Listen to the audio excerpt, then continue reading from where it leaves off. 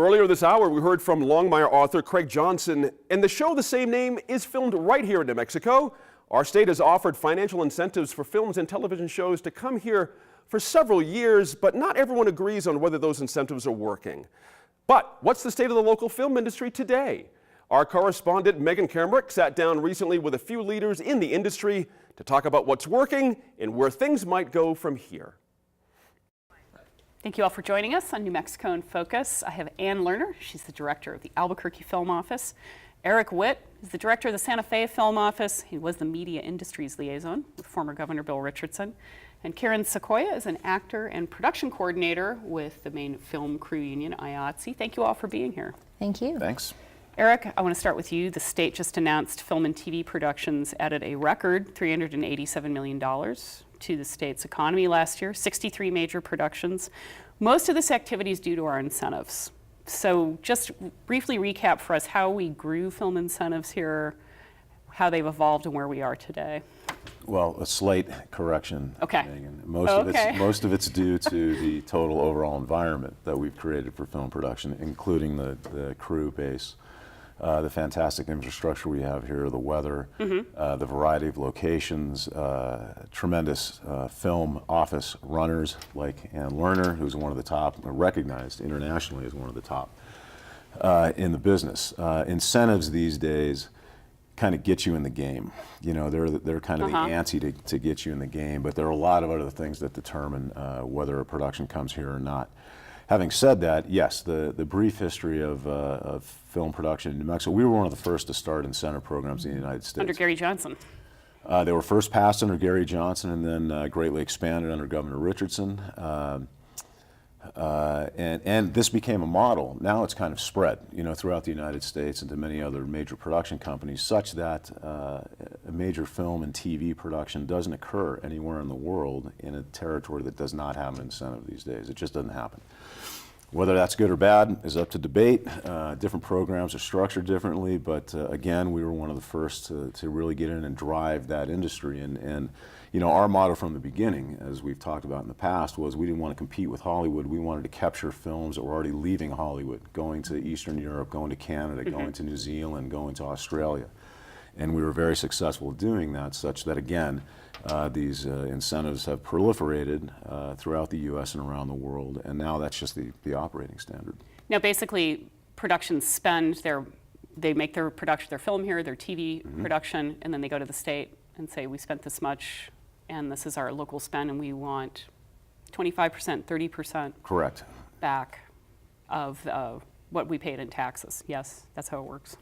What they spend. Yes, what the spend is. Yes, correct. Okay. You know, basically speaking, it varies from well, the way it's structured now, 15, 25, or 30%, depending on what it is that you're qualifying for. Yeah.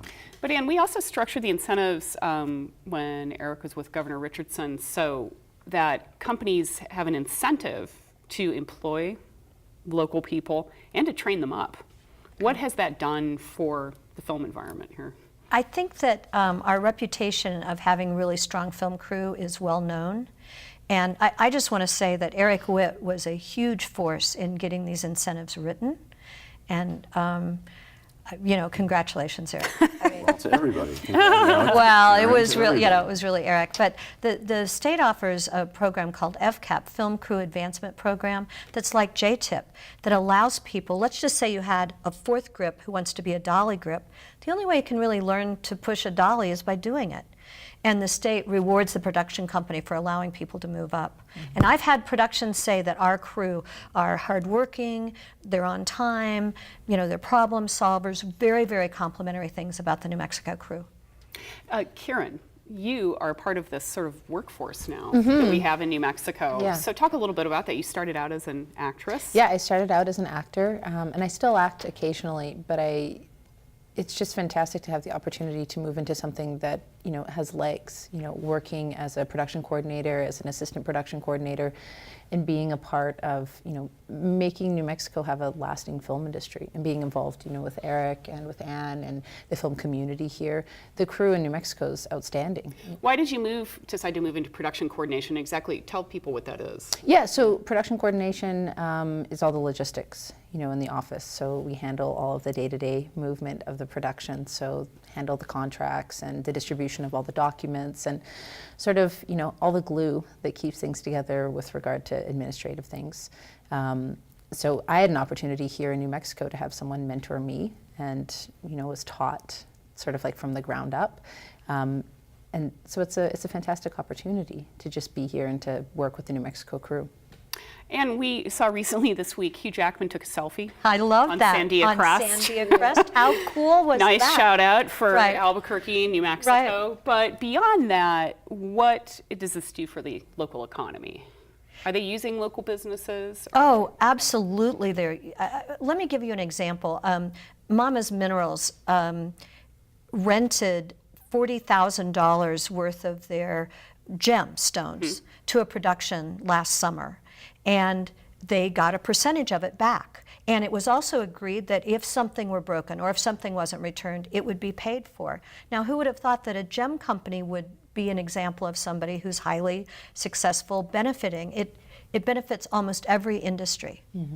Now, Eric, there was, when Governor Martinez came in, she was kind of critical of the incentives that were driving the film industry, or had started to drive it. There was talk of cutting them back. And then the administration shifted and actually supported boosting them. In 2013, there was a passage of something called the Breaking Bad bill that boosted them for episodic TV.